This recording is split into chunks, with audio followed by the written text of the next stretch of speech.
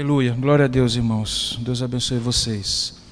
Queridos irmãos, das 10 atividades que produzem mais divisas, circulação de dinheiro, das 10 atividades financeiras e econômicas mais lucrativas, 7 delas são atividades legais e 3 ilegais. Das 3 atividades ilegais que mais produzem dinheiro, recursos, a primeira delas é tráfico de armas. Segundo, tráfico de drogas. Terceira, toda a cadeia de produtos falsificados. Quando algumas instituições insuflaram o governo, e ele mesmo tomou a iniciativa de desencadear alguns anos atrás a campanha Diga Não à Pirataria, o que se estava desejando alvejar é uma lucrativa rede de negócios de todo tipo de produto falsificado. Os produtos falsificados têm a capacidade de tirar emprego,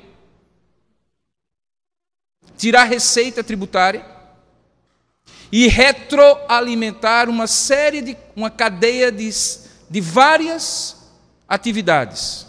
Alguns apontam que o dinheiro que faz com que produtos de marcas famosas seja falsificado é o mesmo dinheiro que alimenta outras formas de criminalidade, de delitos penais.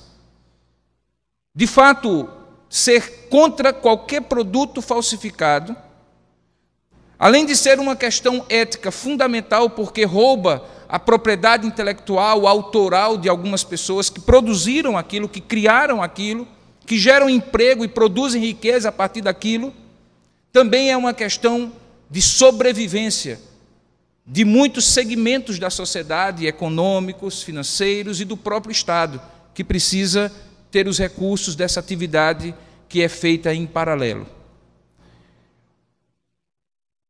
Os malefícios do produto falsificado só não são maiores do que um outro tipo de falsificação que não tem a ver com um produto, mas tem a ver com uma mensagem, um pensamento, uma pregação. Eu estou falando da falsificação do Evangelho. O Evangelho está sendo falsificado. É possível que você, numa semana típica, de domingo a domingo, escute 10 mensagens, ou leia 10 textos, ou escute 10 programas de rádio, ou 10 músicas do chamado segmento gospel evangélico, e perceba que dessas 10, a grande maioria parece estar pregando, ministrando e transmitindo o Evangelho de Jesus Cristo. Mas apenas parece. Porque quando você passa pelo escrutínio, quando você passa pelos critérios que a própria palavra de Deus designa para que o Evangelho seja, ou aquela mensagem seja considerado o autêntico Evangelho, você vai perceber que, infelizmente, não consegue ser aprovado. O apóstolo Paulo vivia já, naquela época, a necessidade de confrontar evangelhos falsos com a verdadeira mensagem do Evangelho. E isso ele fez principalmente quando ele escreveu a primeira carta que saiu da sua pena, inspirado pelo Espírito de Deus, que foi a carta que ele escreveu às primeiras igrejas que ele fundou como apóstolo cristão. No sul da atual Turquia, numa região chamada Galácia, ele escreveu para 3 igrejas, Icônio, Listra e Derbe, uma carta que viria a ser a carta que ensina o verdadeiro evangelho e confronta os falsos evangelhos. Eu gostaria de convidá-lo a ler comigo uma parte deste texto, de Gálatas.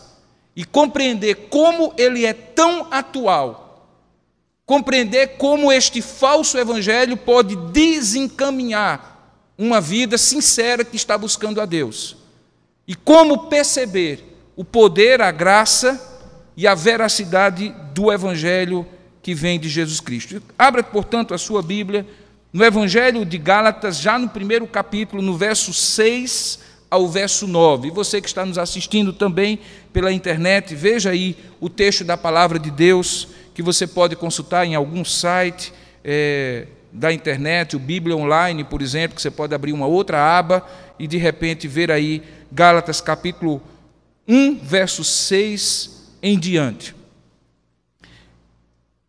Se você está sem a Bíblia aqui presente, pode ver na projeção, Gálatas capítulo 1, verso 6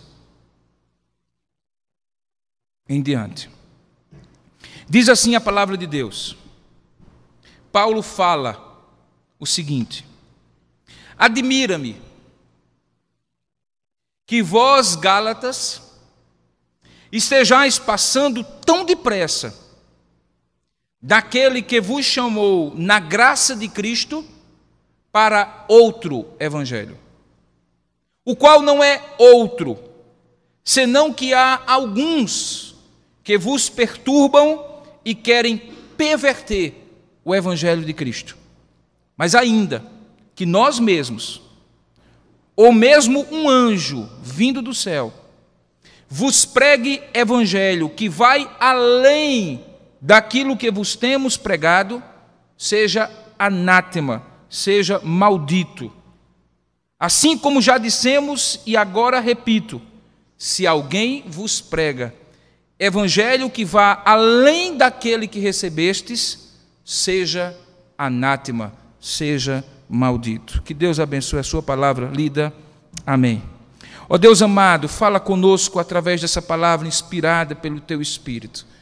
Ó Deus, eu não quero simplesmente falar a Teu respeito, mas me permita, na minha pequenez, ser um instrumento fiel para que Tu fales através de mim, por meu intermédio, a este povo que está aqui. Aquilo que Tu colocaste no meu coração, neste texto da Sagrada Escritura, ajuda-me a transmitir com graça, sabedoria e fidelidade, para que assim a glória seja exclusivamente Tua, e este povo que está aqui, e aqueles que me assistem pela internet, não pensem que ouviram uma grande pregação, mas pensem que ouviram a palavra do Deus que é grande em si mesmo e que transmite através de homens pequenos como eu a graça da sua palavra.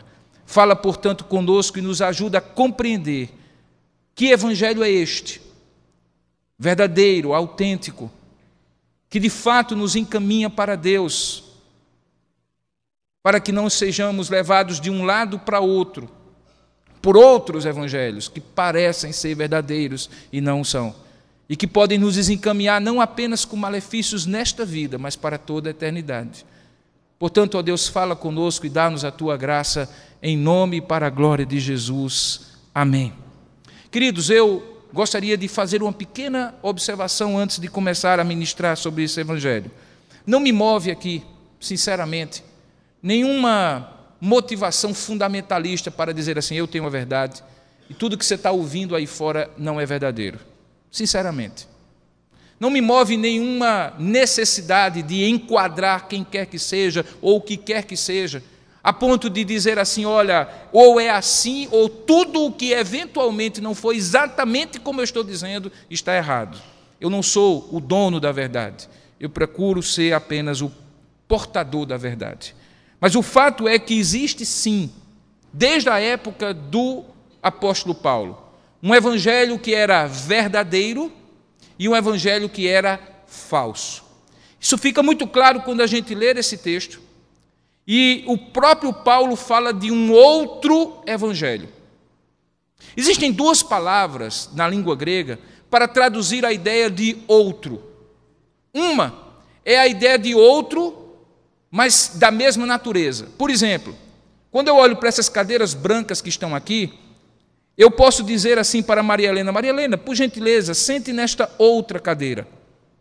E ela sentará numa cadeira semelhante àquela que ela está sentada, com a mesma cor, feita do mesmo material, pela mesma fábrica, portanto, ela é uma outra cadeira, mas é uma outra cadeira semelhante à cadeira em que ela está sentada. É a ideia da palavra halos, que em grego significa outro semelhante. Mas aqui não é esta palavra que o apóstolo Paulo usa. Ele usa uma outra palavra que, inclusive, é mais conhecida por nós, porque, de alguma forma, ela foi transliterada para o português e para as línguas modernas. É a palavra heteros, de onde vem a palavra heteros, heterogêneo, heteronômio, ou qualquer outra coisa que signifique algo diferente, um outro que não é um outro semelhante. Pois bem, aqui no texto da Sagrada Escritura, quando o apóstolo Paulo diz assim: admira-me que vós, Gálatas, que eram daquelas 3 igrejas, estejais passando tão depressa daquele que vos chamou na graça de Cristo para outro evangelho diferente daquele que eu preguei para vocês. O perigo não era que alguns aspectos secundários do evangelho estavam sendo aplicados diferente. A questão não era que secundários aspectos do evangelho estavam sendo adotados pelos Gálatas diferentemente do que Paulo havia ensinado. A questão era mais crucial, era mais central, era a própria espinha dorsal, a medula óssea do Evangelho, que estava sendo torcida. Paulo usa o termo pervertida. A ideia de perversão é a ideia de alguma coisa que tangencia a verdade, toca eventualmente na verdade, circula a verdade, se aproxima da verdade, ora mais, ora menos, mas não é a verdade. Uma perversão é uma versão que não é verdadeira. Pervertido é tudo aquilo que fugiu da norma, do prumo, daquilo que é nuclear, central. Quando ele diz então aqui que este evangelho está sendo pervertido, ele está dizendo que não o reboco do evangelho, mas a própria coluna do evangelho está sendo questionada. Que não é uma questão de mudar a cor da parede, mas é uma questão de solapar as bases do evangelho, que podem fazer com que o edifício todo caia. Paulo estava literalmente preocupado que a essa altura dos acontecimentos, com tão pouco tempo, os Gálatas estivessem começando a balançar na sua fé e a ouvir tantas versões do Evangelho que estivessem se desviando da central versão do Evangelho. A carta que Paulo escreve, a primeira, que é esta, é escrita apenas e tão somente 20 e poucos anos depois da morte e da ressurreição de Jesus. Alguns desses homens que estavam aqui receberam o evangelho das testemunhas oculares que viram tudo o que aconteceu com Jesus. Alguns desses homens estavam na mesma geração. É como se eu hoje me lembrasse como era o Brasil há 20 anos. Eu sou capaz de dizer como era o Brasil há 20 anos, e muitos aqui sabem porque nós vimos como era. Lembra daquela época? É possível que os meus filhos e os filhos dos meus filhos não tenham a capacidade de descrever como era a nossa nação 20 anos atrás, porque eles vão receber de segunda, de terceira mão. Esses aqui não. Eles tinham ouvido o evangelho original dos portadores originais que tinham sido comissionados por Deus como apóstolos. Paulo, então, fica estupefato, como tão rapidamente, tão depressa, enquanto ele saía pela porta de saída, pela porta dos fundos, chegaram algumas pessoas para dizer assim: olha, não é bem assim como o apóstolo Paulo pregou. Existe aqui uma outra forma de ver o evangelho. Que forma diferente, outra, heterogênea, completamente alheia à essência do evangelho, estava sendo pregada às costas de Paulo, enquanto ele continuava o ministério, tentando solapar as igrejas que ele estava construindo atrás de si. Segundo ele, é um evangelho que é pregado por homens. Um evangelho que vai além daquilo que ele prega. Ora, queridos, fica meio difícil a gente dizer que algo é falso porque está além, falou mais do que devia, ou que algo é falso porque o portador é diferente. Mas quando a gente entende o contexto da carta aos Gálatas, a gente vai perceber por que esse algo diferente era tão sério. E por que esses outros que pregavam nas costas de Paulo estavam desviando o coração daquelas igrejas do verdadeiro evangelho. É porque o que havia ali no contexto da carta aos Gálatas era um evangelho que era baseado na graça de Deus e que as pessoas criam pela fé e eram salvas gratuitamente. E o evangelho que estava sendo pregado além deste evangelho era aquele evangelho que dizia assim: Deus salva pela graça através da fé, mas você tem que completar essa salvação através de obras de justiça, de coisas que você faça e que complete a salvação que Cristo iniciou no Calvário. Ora, queridos, quando nós dizemos assim, que só Cristo salva, quando o Evangelho diz, na palavra do próprio Jesus, eu sou o caminho, a verdade e a vida, e ninguém vem ao Pai senão por mim, o Evangelho se baseia num fato único, é que não existe a mínima possibilidade, por mais bem intencionado que seja o coração deste homem, de chegar-se a Deus sem que seja trazido a Deus pela pessoa de Jesus. Eu sei que nos tempos pós-modernos em que nós vivemos, dizer assim numa sociedade pluralista como a nossa está se tornando, que só Cristo salva, cria uma certa urticária do politicamente correto. Porque muitos dizem assim, mas como ser tão exclusivista assim? Por que só Cristo salva? Buda não salva também não? Maomé também não salva não? E se por acaso eu for uma boa pessoa, uma pessoa honesta, ou for uma pessoa que respeite as pessoas, tenha tolerância, se eu tiver uma espécie de tudo é de Deus e Deus é tudo, e portanto Deus está incluído também em Cristo, mas não somente em Cristo, isso não é suficiente? Bom, queridos, não é. Pode ser bonito, pode ser agradável ao ouvido, mas Paulo põe o dedo e diz assim, isso aqui não é o Evangelho. O Evangelho é sim um Evangelho que dá a Cristo um papel exclusivo. Só Cristo salva. Não é verdade que todo caminho dá a Deus. Não é verdade que basta a boa intenção. Não é verdade.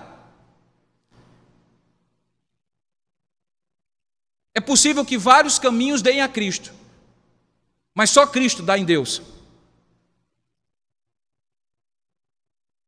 É verdade que eu conheço o Evangelho através de um programa de rádio, de um programa de televisão, de uma literatura, lendo a Bíblia, pelo testemunho de uma pessoa.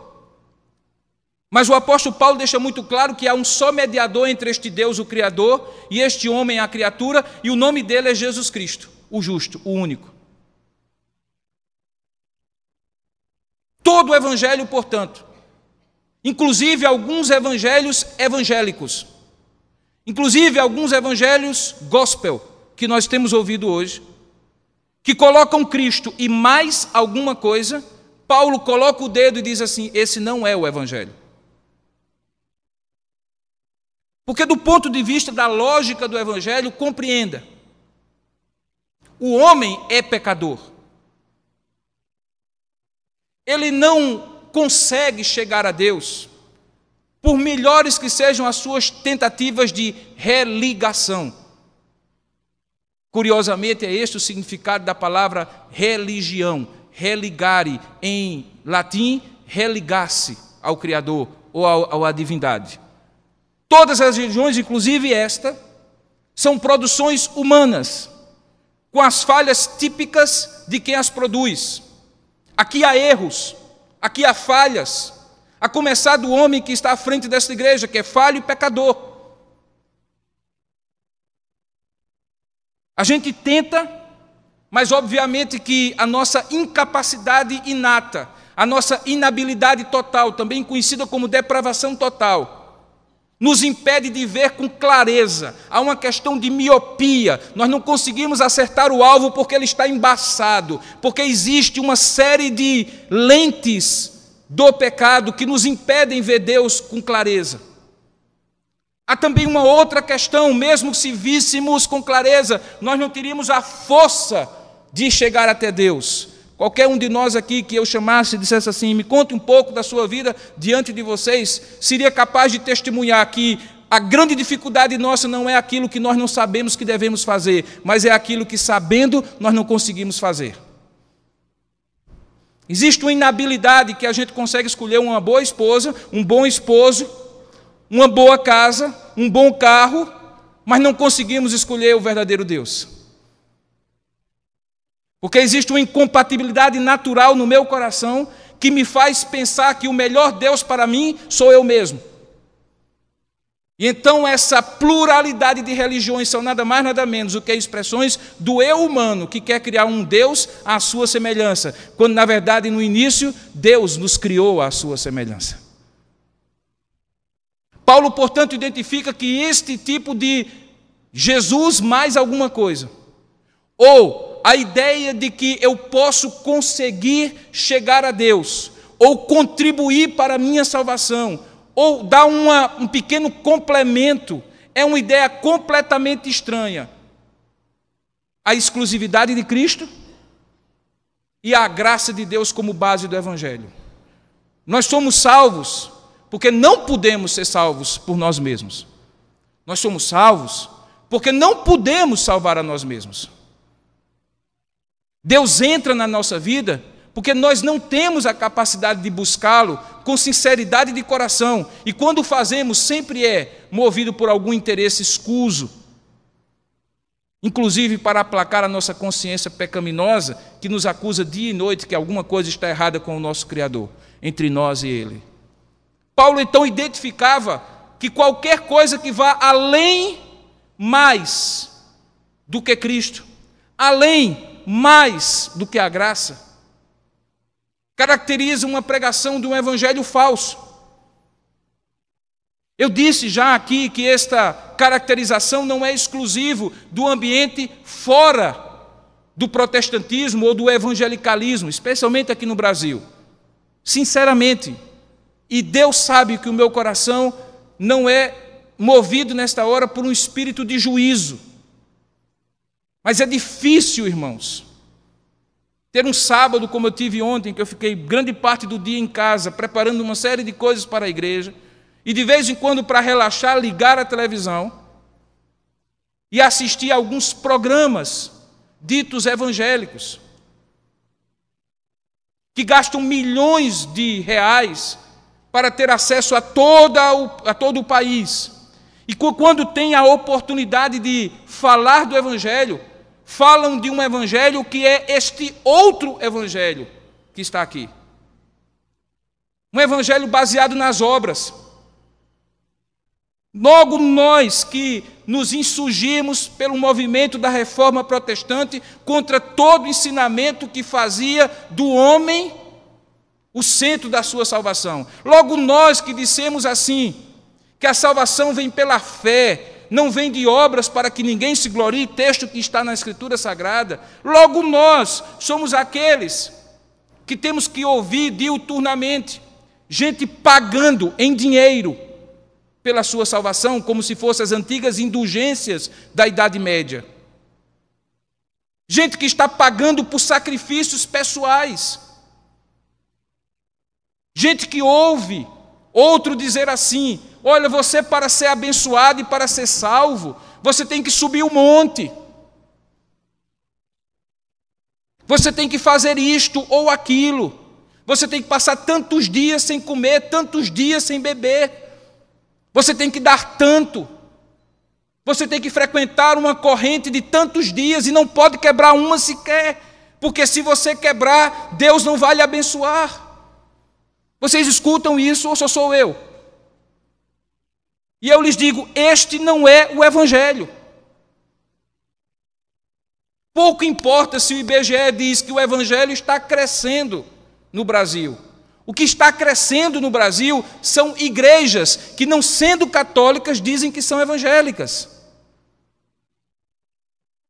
Mas a maior prova que o evangelho não está crescendo no Brasil é que o Brasil não está, em muitos aspectos, sendo afetado pelos valores do reino de Deus. Ora, se nós estamos nos tornando cada dia mais um segmento importante, por que é que o ambiente do trabalho, do estudo, a academia, as ciências, as artes, a política, o condomínio, minha família e tudo que diz respeito a mim não está sendo afetado positivamente? Ora, é muito simples. É porque uma semente falsa não dá um fruto verdadeiro.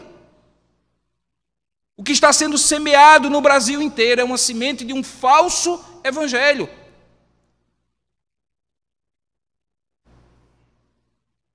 Paulo usa 6 capítulos desta carta para mostrar a sua perplexidade. Como é que em tão pouco tempo, Gálatas, vocês mudaram a cabeça? Como é que em tão pouco tempo vocês esqueceram a mensagem simples do evangelho? E a mensagem simples do evangelho, que nós conhecemos como o querigma, a proclamação do evangelho, se resume a 4 pontos. O homem é pecador, o homem não pode salvar a si mesmo, Cristo veio para salvar o homem e a salvação dele é baseada na graça através da fé em Jesus Cristo. Ponto. Só isso. Todo o restante é adereço. Mas quando eu mexo nesse núcleo aqui, eu estou professando um outro evangelho. Agora, irmãos, um outro evangelho produz outros frutos. Eu não me surpreendo quando a nossa fé, de um modo geral, é anêmica. Quando eu digo nosso, como segmento, e digo nosso como minha e sua. Porque quando misturamos as coisas, o poder da essência do evangelho produzir o efeito e o fruto se perde. Você pega um sumo de uma fruta, extraída, sem nenhum adereço, sem nenhum acréscimo, e adicione água. Na minha época chamava de ponche. Quando a gente ia no almoço, minha mãe dizia assim, eu dizia assim, a gente tem suco? Aí ela dizia assim, tem ponche. Ponche era quando o fruto não era suficiente para todo mundo, fazia o suco e colocava uma aguinha com açúcar para poder diluir. Você prefere um suco ou um ponche? Você prefere um evangelho ou outro evangelho? O evangelho que os Gálatas estavam ouvindo era um evangelho de alguns cristãos, e preste bem atenção no contexto para você compreender.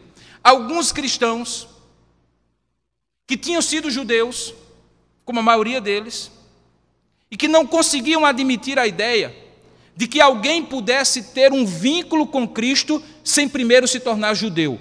O nome dessa doutrina era a doutrina judaizante. Paulo combateu essa doutrina durante todo o início do primeiro século, primeira metade do século. Por quê? Porque era uma doutrina que dizia assim, para você ser aceito por Cristo, primeiro você tem que se tornar judeu, tem que se circuncidar como judeus, cumprir a lei como judeus, e aí você, depois disso, você pode entregar a sua vida a Jesus Cristo. E mesmo depois que você entregar a sua vida a Jesus Cristo, você tem que continuar fazendo a sua parte, andando direitinho, porque senão você perde aquilo que você recebeu. Todo evangelho, portanto, que diz para você que a salvação pode ser perdida, duvide se é um evangelho verdadeiro. Todo evangelho que coloca outro além de Cristo, duvide se é um evangelho verdadeiro. Todo evangelho que diz que a graça de Deus não é suficiente, duvide se é um evangelho verdadeiro. Sabe, irmãos, quando eu vou comprar alguma coisa, o sujeito pode me dar 90% de desconto. Mas quando eu pago 10%, eu não estou recebendo aquilo de graça. Eu estou tendo um grande desconto. O evangelho não é um grande desconto no meu pecado.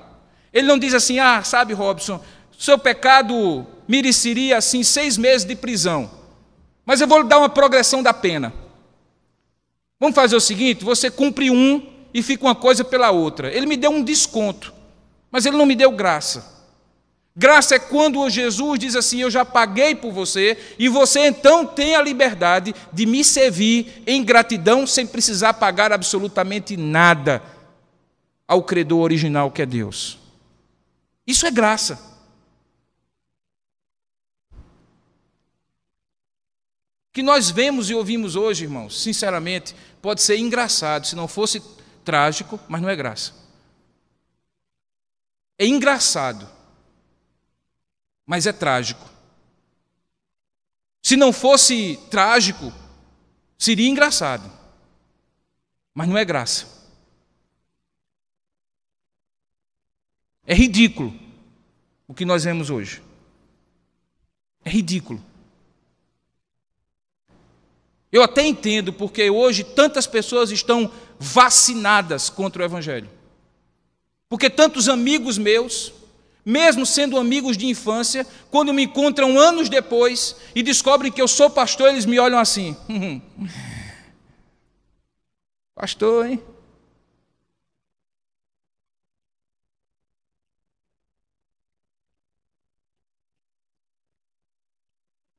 Tá bem, hein? Porque é vergonhoso ver tantos que falseiam o Evangelho, que manipulam a emoção das pessoas, que tiram o dinheiro das pessoas, que nada têm a dizer a não ser um Evangelho falso, uma gelatina sem consistência, que não leva as pessoas ao arrependimento verdadeiro diante de Jesus Cristo, mas a uma espécie de barganha, em que você faz a sua parte e garante que Deus vai lhe dar porque você fez. Ah, queridos, é triste ver que tudo isso está sendo posto num balaio só. Inclusive, infelizmente, nós. Inclusive, infelizmente, eu. Inclusive, infelizmente, você.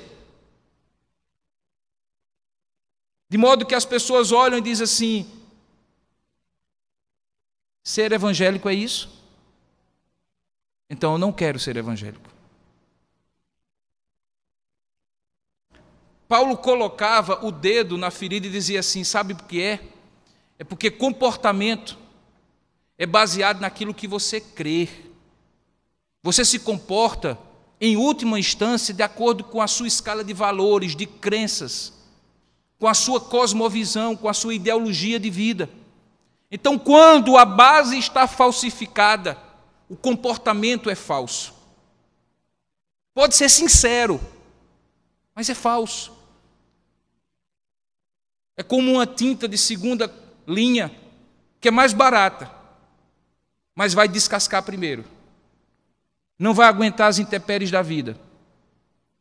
É como uma roupa que parece ser uma roupa daquela qualidade, mas não é. E na primeira lavagem perde a cor. Assim também existe um evangelho original e existe um evangelho falsificado. A maneira como eu percebo um pelo outro é simples. As verdades fundamentais que são pregadas.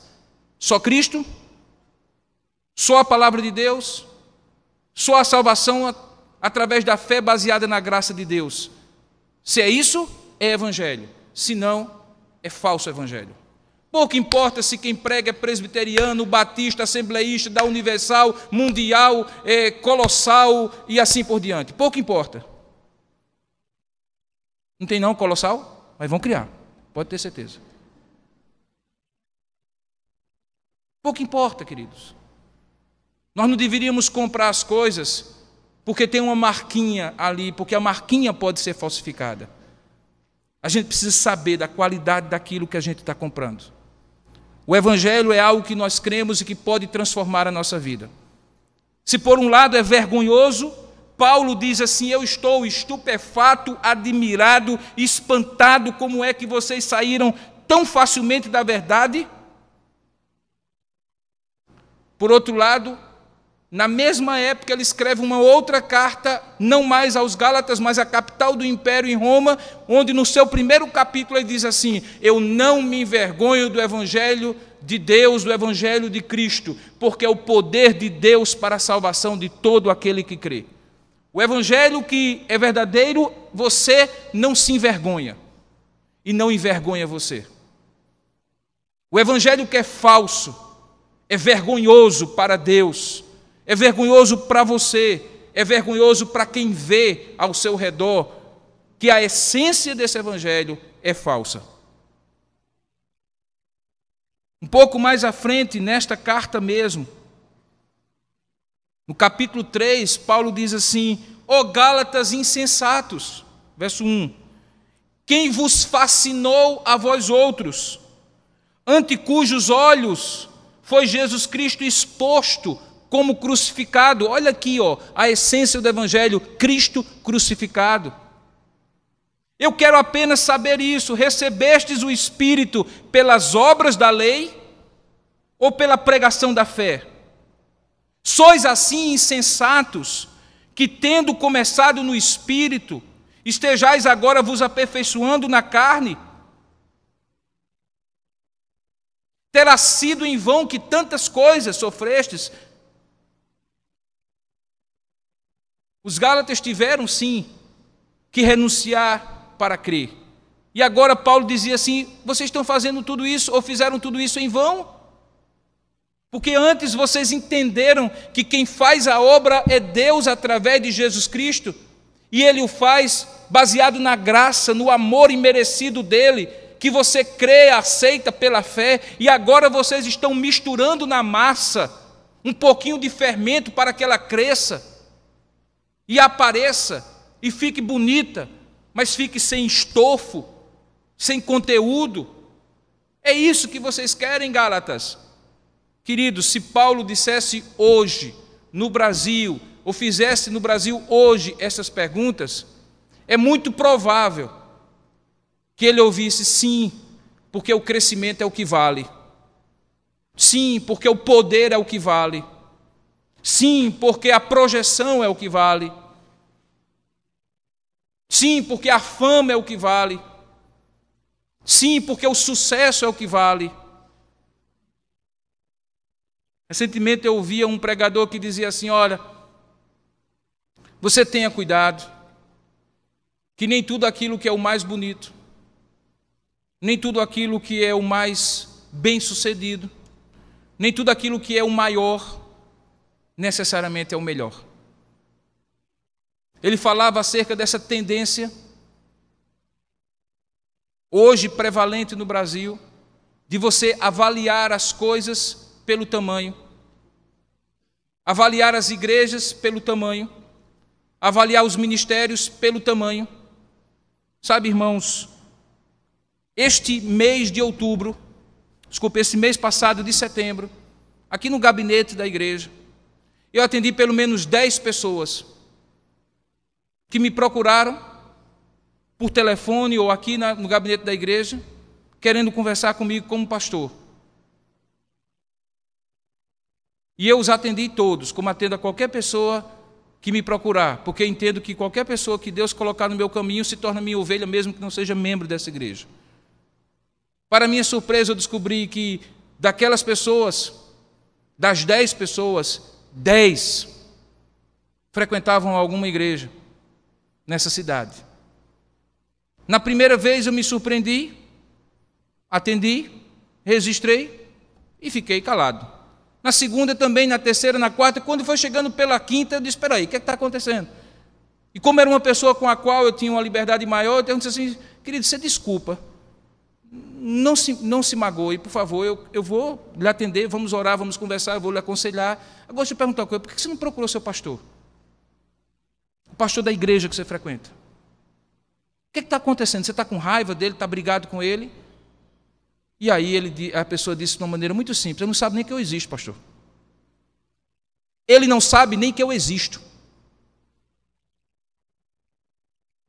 Eu entro e saio. Ele não sabe sequer que eu existo.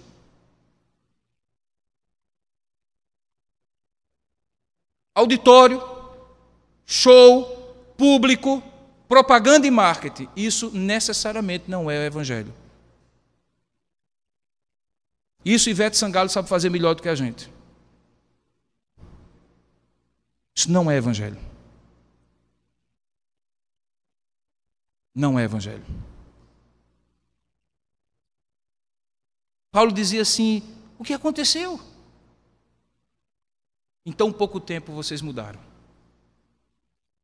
Agora, é relativamente fácil eu chegar aqui no domingo à noite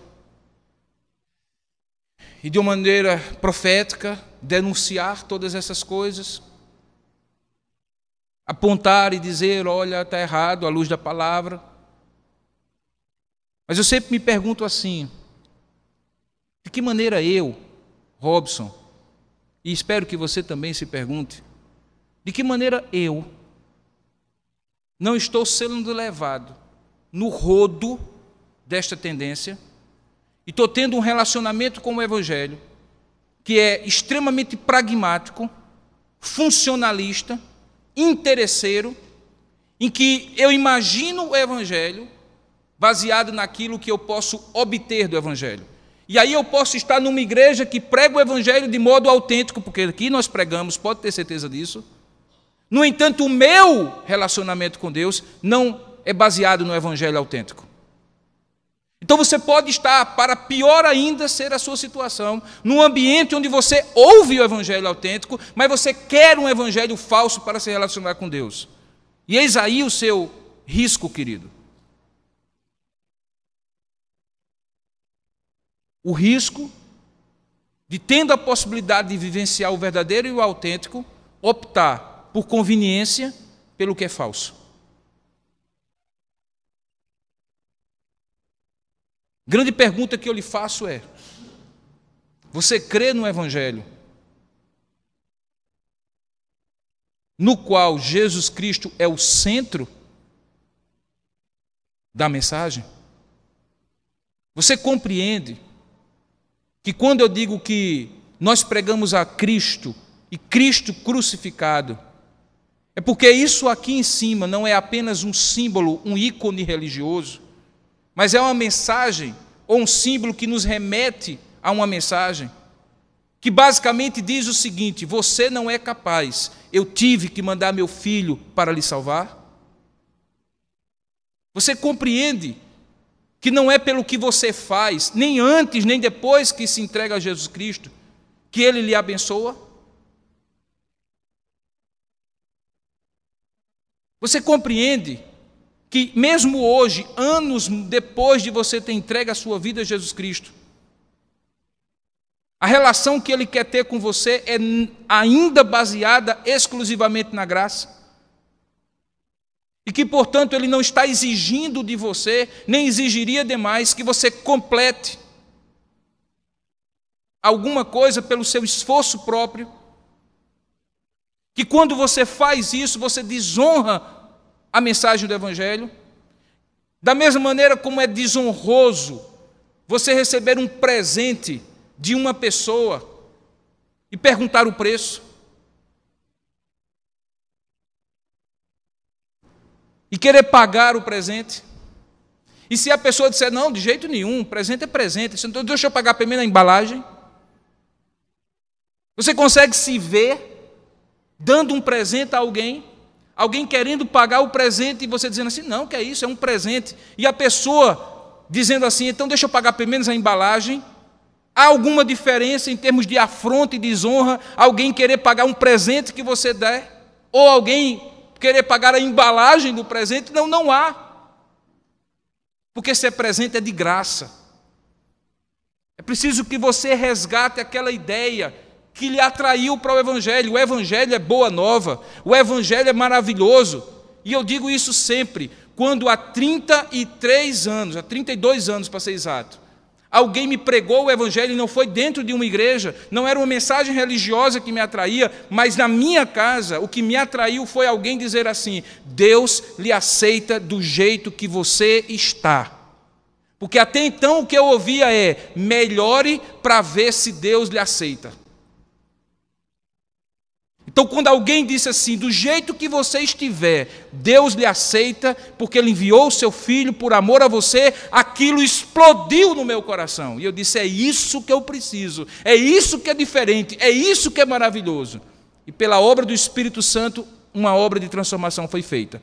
Hoje eu continuo achando, irmãos, que Deus me recebe do jeito que eu estou. Não é desculpa para eu ser um crente esfarrapado, negligente e desobediente. Mas também não é motivo para eu dizer assim para Deus, ok, Deus, tu deste um empurrão inicial, mas deixa eu ver se aqui na minha força eu estou tocando o motor e vou sair no tranco. Deus não dá um impulso inicial. Deus continua empurrando o carro da minha vida cada dia da minha existência, irmãos. E isso é graça. Compreenda, portanto, que essa graça vincula você a esse Jesus. E essa vinculação é através da gratidão. Você deve orar? Deve. Mais, inclusive, do que está orando. Eu também. Você deve jejuar? Sim, deve jejuar. Deve mesmo. Eu nem me lembro da última vez que nós fizemos um jejum aqui na igreja. Nem me lembro. Quando foi mesmo? Foi 1900. Precisamos jejuar, precisamos orar mais, precisamos. Nem me lembro do dia em que nós fizemos, a última vez que fizemos uma vigília.